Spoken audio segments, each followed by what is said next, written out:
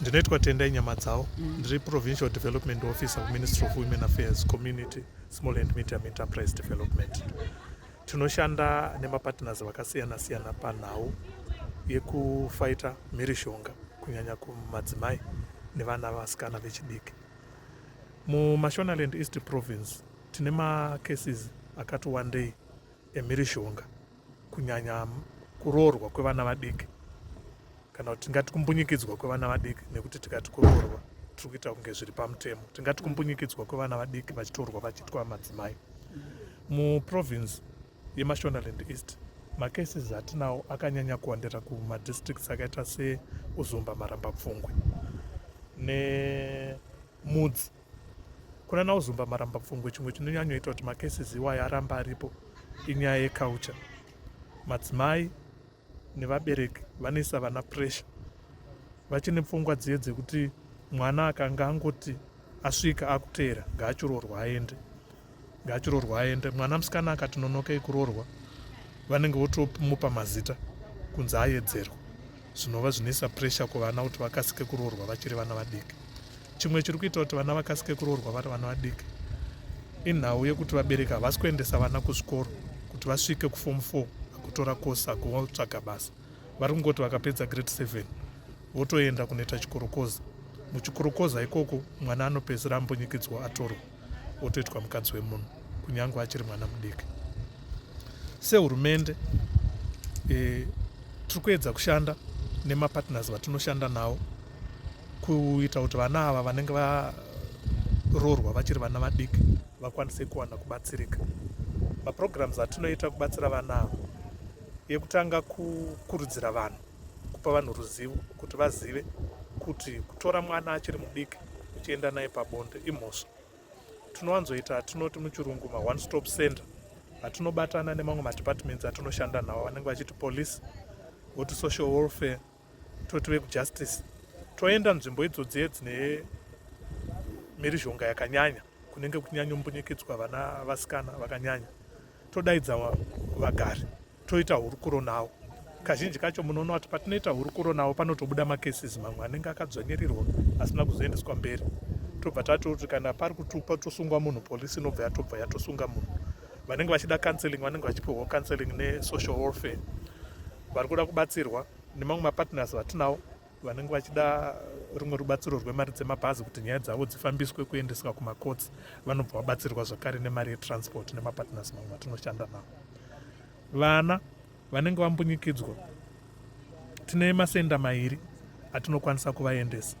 Murehwa ine senda, Chikomba ine senda zvakare. Kumasenda uku kunoitirwa kuti mwana akwanise kumbowana kwekugara, nyaya yake ichiongororwa. Dzimwe dzinoda kuenda kumacourts kuti aramba akagarisana pamwe akabhinya mwana mubereki nokuti hama yepadyo, mwana haakwanise kuramba akagara nehama yepadyo. Saka tinombomubvisa ogara kumasenders uku nyaya yake ichiitwa kusvikira nyaya yake yapera kuenda kumakoti. Pavanenge vari mumasenders imomo, vana ivavo vanenge vachibatsirwa zvakare kuti vadzidziswe mabasa emaoko, kugadzirwa kwemadetergents, kusona, kuita gadheni chairo, kuita kuti pavanozobva pamasenda uku vanokwanisa kuwana zvimwe zvinovararamisa.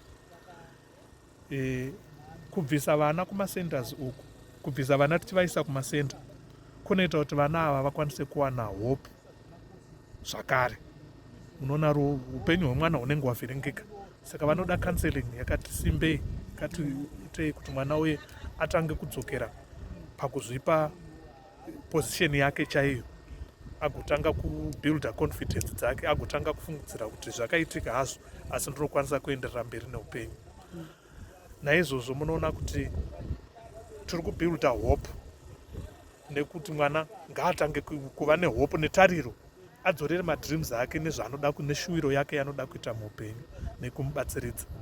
Saka mapartners vatinawo vakaita sana shamwari yemwanasikana ivo vatiri kushanda navo, Rezorio Memorial Trust nana Musasa Project, ndo vatiri kushanda navo kuedza kuti vana varambe vaine tariro, varambe vaine hope, akwanise kugadziridza upenyu hwake hwakanganisika kuti akwanise kuenderera mberi. Tichiedza kuvatsanangurira kuti vazive kuti zvaitika asi haisiriyo honzero yekuti munhu ubva warasa upenyu hwako wotanga kuita zvemadhiragi nekuti unoti nekuti ndakanzwai. Kuva nemistake yawaita kana kuti kuita mwana mumwe chete nekuti wambunyikidzwa hazvifanire kubva zvarasa upenyu hwako. Tinoda kukurudzira zvakare vabereki kuti kana mwana achinge aita mistake yaaita, iwe semubereki umbiridza mwana. Future yemwana haidi kubva determinwa ne1 mistake yaitika. Dzimwe nguva hatingamuti ndiye aita mistake zvakare, isu vanhu vakuru tisi tinoita tambunyikidza mwana.